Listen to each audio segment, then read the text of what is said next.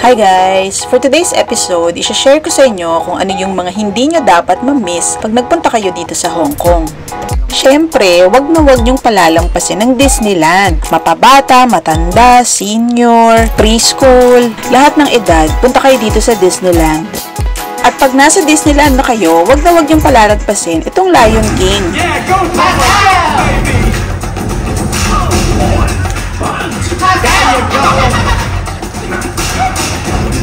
At syempre, kahit may edad na kayo kagaya namin, mag-try pa rin kayo na mag-rides. Ito nga sinakyan namin, sobrang nag-enjoy kami.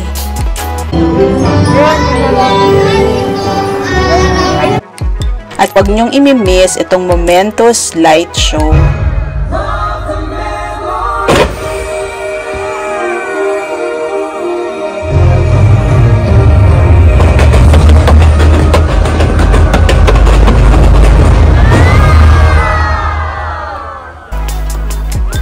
At dahil nasa Hong Kong na kayo, mag-day trip kayo sa Macau.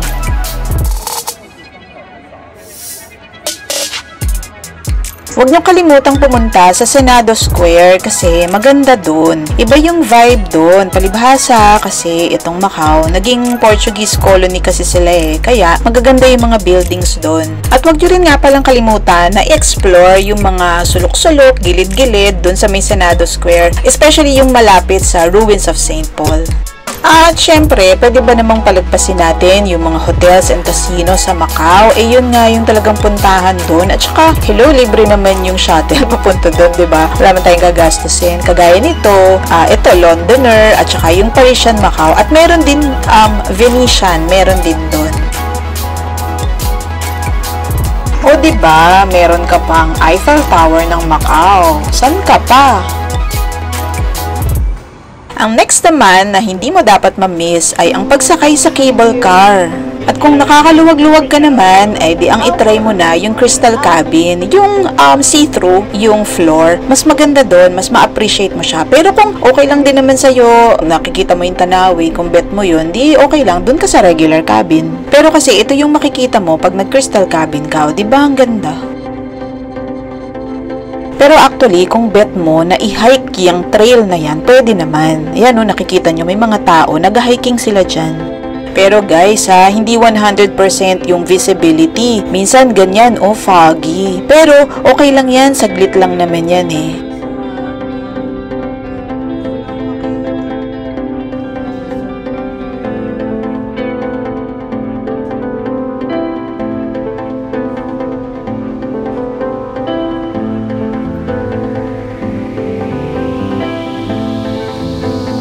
Dahil sumakay ka ng cable car, syempre, pupuntahan mo yung Tian Tian Buddha. Pero dapat handa yung mga tuhod nyo, saka yung mga paa nyo sa pag-akyat kasi mataas yung kinalalagyan ng Tian Tian Buddha. Nasa around 268 steps yon bago mo ma-reach yung pinakatuktok. Pero kung hindi mo bet na umakyat doon sa Tian Tian Buddha, pwede naman kayong mag-explore doon sa baba lang kasi marami ka rin namang pwedeng mapuntahan doon. At saka, yung parang park yan, yung mga lalakaran mo, magaganda din naman yung mga tanawin dyan, kaya okay din lang. At wag din kayong mag-aalala na baka magutom kayo kasi marami din namang mga kainan doon. At marami ding mga parang mga shopping stores para sa mga souvenirs ninyo.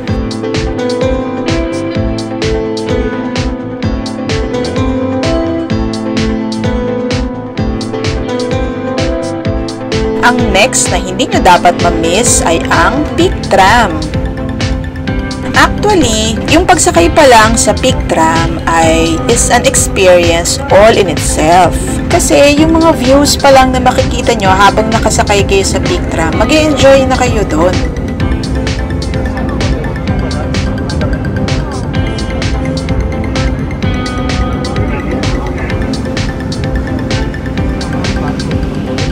May area na humihinto talaga yung Peak Tram. Ayan talagang hihinto siya para makita mo yung view ng mga skyscrapers, para makapagpa-picture ka, ganyan, makapag-selfie.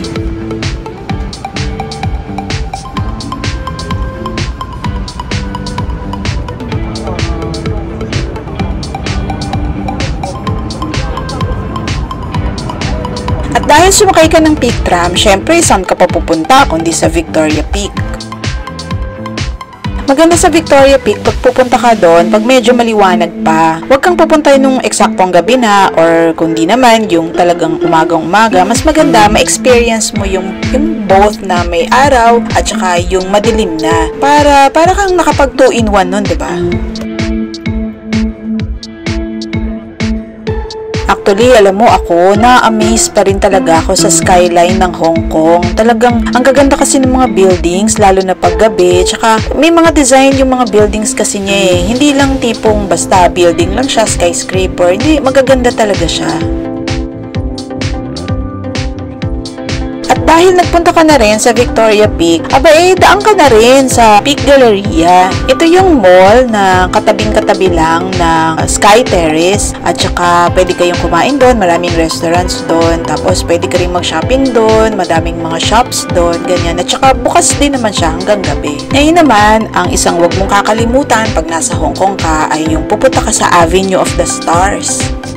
Maganda din ditong pumunta sa umaga, yung maliwanag pa. Kaya lang, nung nagpunta kasi kami, masyadong madami kasing kaming pinupuntahan, masyadong hectic yung schedule namin, kaya sa gabi na namin siya nagawa.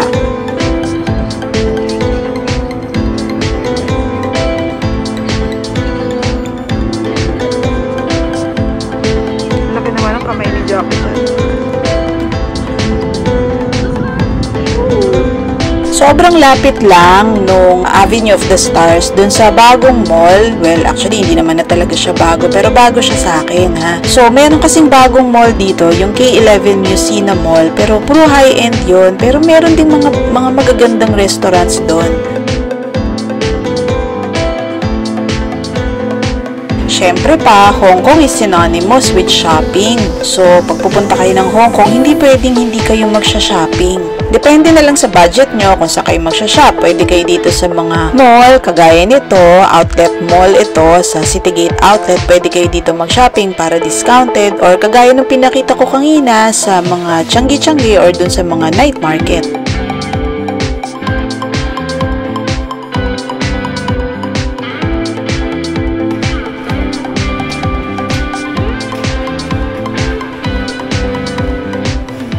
Or pwede din kayong mag-shopping sa mismong airport na para sa mga last-minute shopping nyo. Kaya lang sa airport, ang dami ditong mga high-end or yung mga luxury items na talaga yung mabibili nyo dito.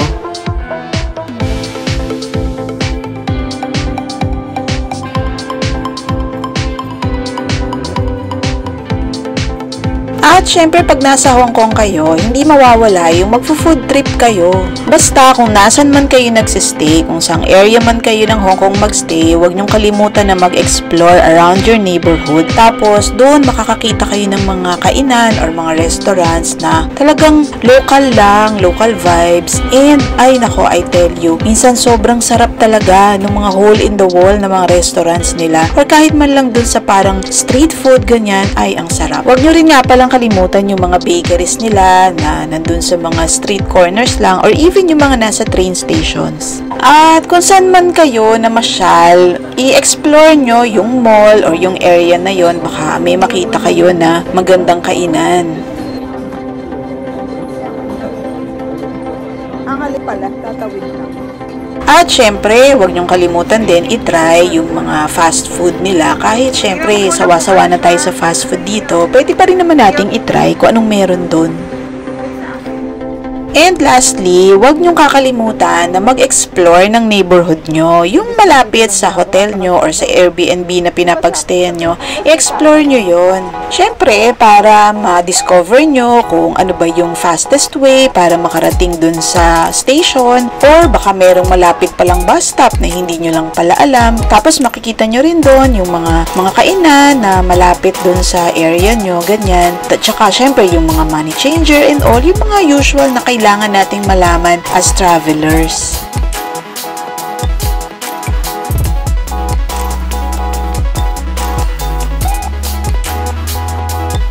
At huwag nyo rin kalimutan na i-explore kung ano yung mga modes of transportation, whether maglalakad ka or magbabus ka, at napakadali din naman kasing magbus sa Hong Kong.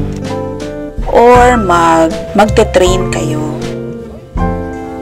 At dahil limited nga yung time namin sa Hong Kong, ito pa yung ibang mga must-do activities na pwede mong gawin pag nasa Hong Kong ka.